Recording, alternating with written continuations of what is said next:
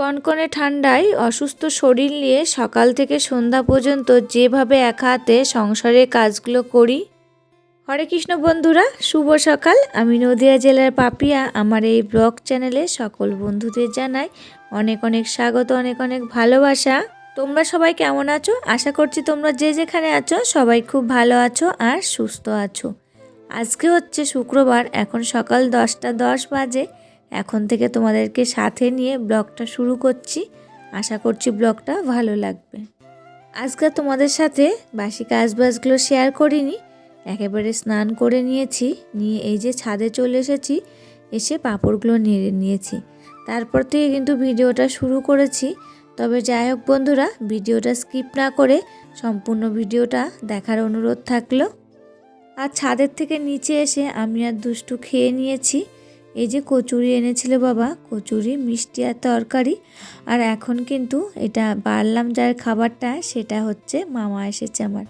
ওই যে আগে একদিন বলেছিলাম ভিডিওতে আমার মামার ছেলের বিয়ে, তা সে মামা নেমন্তন্ন করতে এসেছে।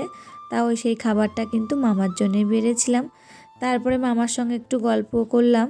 তারপরে মামা গেল মেজমাসি বাড়ি নেমন্তন্ন করতে। আর এই যে আমি এখন রান্নায় এসেছি। মামা কিন্তু আমাদের বাড়ি ভাত খায়নি, এই যে আমার বোনের বাড়ি ভাত খেয়েছে। আর আমার বাড়ি ওই যে কচুরি নিয়ে এসেছিলো বাবা, সেটাই খেয়েছে। শরীরটা কিন্তু আজকে অসুস্থ, কি বলো তো, ওই যে আবার মনে হচ্ছে গ্যাস মতন হয়েছে, মাথাটা যন্ত্রণা করছে আর পেটে ব্যথা করছে। ওর জন্যে কিন্তু সকাল থেকে ভিডিওটা করতে পারিনি। আর ওই যে মা সকালবেলায় ফোন করে বলল যে মামা আসছে নিমন্ত্রণ করতে, তখন কি বারণ করা যায় বলো? তা কি করব, ওই অসুস্থ শরীরেই সকালের বাসি কাজগুলো তাড়াতাড়ি করে সেরে নিয়েছি। মামার যেহেতু 10টার মধ্যে আসার কথা ছিল, মামা কিন্তু 11:30 নাগাদ এসেছিল। তবে যাই হোক বন্ধুরা, দেখো গল্প করতে করতে এদিকে আমি কিন্তু রান্নাটা বসিয়ে দিয়েছি। আর আজকে করেছি ফুলকপি আলু দিয়ে কাতলা মাছ আর হচ্ছে মসুরির ডাল, আর বিশেষ কিছু করিনি। আর মামা যেহেতু খাবে না, তার জন্যে কিন্তু আমি আর কিছু রান্না করিনি। আর এখন যেহেতু পৌষ মাসের লাস্টের দিক, আর পৌষ মাসের লাস্টের দিকে তো কনকনে ঠান্ডা পড়ে, সেই রকম কিন্তু ঠান্ডা পড়েছে। আর এই যে ঠান্ডার মধ্যে শরীরটা অসুস্থ হলে কিন্তু কিছুই ভালো লাগে না, তখন কোনো কাজবাজ করতেই ভালো লাগে না। শরীরটা অসুস্থ হলে আর কি করা যাবে, যেহেতু সংসারটা আমার আর একার সংসার, তা একা হাতে সংসারের সমস্ত কাজই করে নিয়েছি এই অসুস্থ শরীর নিয়ে। তা দেখো তোমাদের সাথে গল্প করতে করতে কিন্তু মাছের ঝোলটা বসিয়ে দিয়েছি।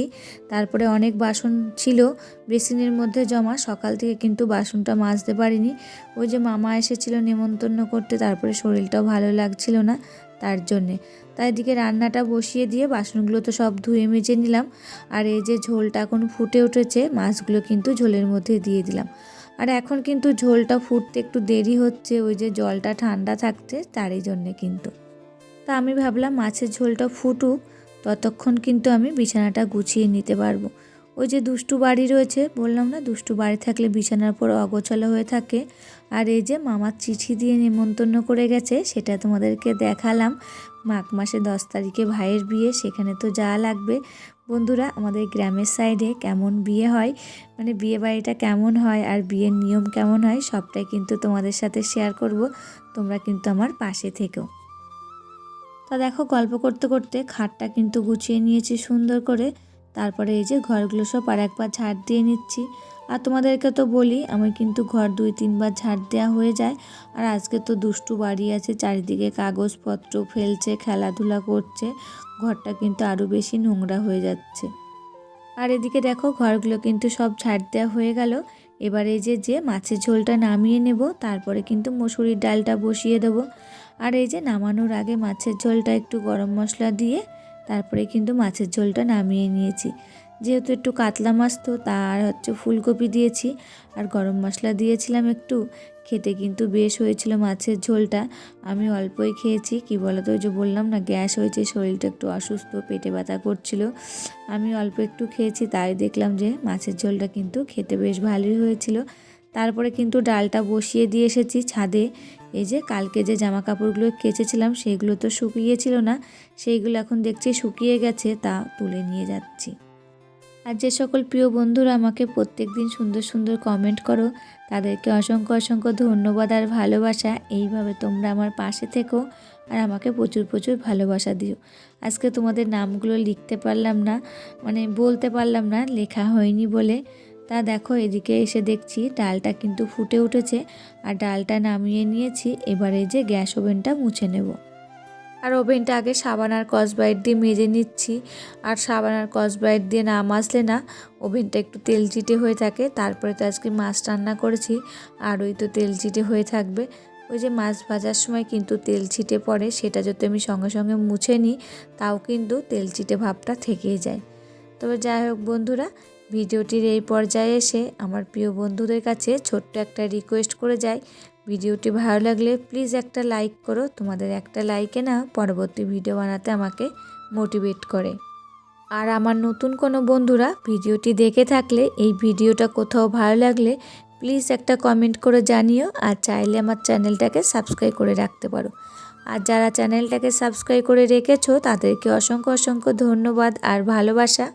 আর এদিকে দেখো তোমাদের সাথে গল্প করতে করতে গ্যাস ওভেনটা মোছা হয়ে গেল। আর ওইদিকে কিন্তু কড়াইটা ছিল সেটাও মেজে নিয়েছি, সেটা তোমাদেরকে শেয়ার করিনি। যেহেতু বাসন অনেক মাজাই শেয়ার করেছি, মানে অনেকগুলোই তো বাসন মাজলাম, সেটা তো শেয়ার করেছি, তার জন্যে কিন্তু আর কড়াই মাজাটা শেয়ার করলাম না। তারপরে যে জামা কাপড়গুলো তুলে নিয়ে আসলাম সেইগুলো এখন ভাঁজ করে নিচ্ছি। আর আমি যখন ভাঁজ করি কিন্তু যার জিনিস যেটা আলাদা করে রেখে দিই, তারপরে নিয়ে যেখানে যেগুলো থাকে সেখানে সেইগুলো কিন্তু রেখে দিই। আর এখন ঘড়িতে প্রায় 4:30 বাজে। জামা কাপড়গুলো কিন্তু খুব তাড়াতাড়ি ভাঁজ করেছি, যেহেতু দুষ্টুর পড়া রয়েছে, ওকে কিন্তু আবার পড়তে দিয়ে আসতে হবে আমাকে। ওইদিকে কিন্তু দুষ্টু রেডি হচ্ছে পড়তে যাবে বলে, আর আমি এদিকে তাড়াতাড়ি করে জামা কাপড়গুলো সব গুছিয়ে নিচ্ছি, যেহেতু আমি দিয়ে আসবো। আর কি বলো তো, বইয়ের ব্যাগটা কিন্তু আমি গুছিয়ে দিই। আর এদিকে দুষ্টু বলে কি মা ব্যাগটা গুছিয়ে দাও। আমি তখন বললাম আমি তো এখন জামা কাপড়গুলো ভাঁজ করছি, তুমি গুছিয়ে নাও। আর কি বলতো, এখন তো একটু বড় হচ্ছে, নিজের বই খাতাগুলো নিজে গুছিয়ে নেওয়া একটু ভালো। আর আমি কি সব সময় গুছিয়ে দেব? আর যেহেতু আমি একা মানুষ, একা হাতে সংসারে কাজগুলো করতে হয়, তার জন্য কিন্তু ওকে বলেছি বই খাতাটা তুমি এবার থেকে গুছিয়ে নেবা। তারপরে দেখো জামা কাপড়গুলো তো ভাঁজ করা হয়ে গেছে, যেখানে যেগুলো থাকে রেখে দিয়ে এসেছি। আর এই যে এখন মেয়েকে পড়তে দিয়ে এসেছি। তারপরে বাড়ি চলে এসেছি, যেহেতু আমি সন্ধ্যা দেখাবো না, তা সন্ধ্যা দেখিয়েছে দুষ্টুর বাবা। আর এখন এই যে আমি চা বানিয়ে নিচ্ছি। আর আজকের ভিডিওটা বেশ একটা বড় করিনি, কি বলতো ভিডিওটা তো ভালো করে করতেই পারিনি, শরীরটা ভালো না লাগলে না কিছুই ভালো লাগে না, তার জন্যে। তা চা করা হয়ে গেছে আমাদের দুজনের জন্যে, আর দুষ্টুর জন্য একটু দুধ দিয়ে দিয়েছি। তা দেখো বন্ধুরা, আজকের ভিডিওটা এখানে শেষ করব। আবার দেখা হবে নতুন একটি ভিডিওর সাথে। ততক্ষণে তোমরা ভালো থাকবে, সুস্থ থাকবে আর সাবধানে থাকবে। পরিবারের সকলকে ভালো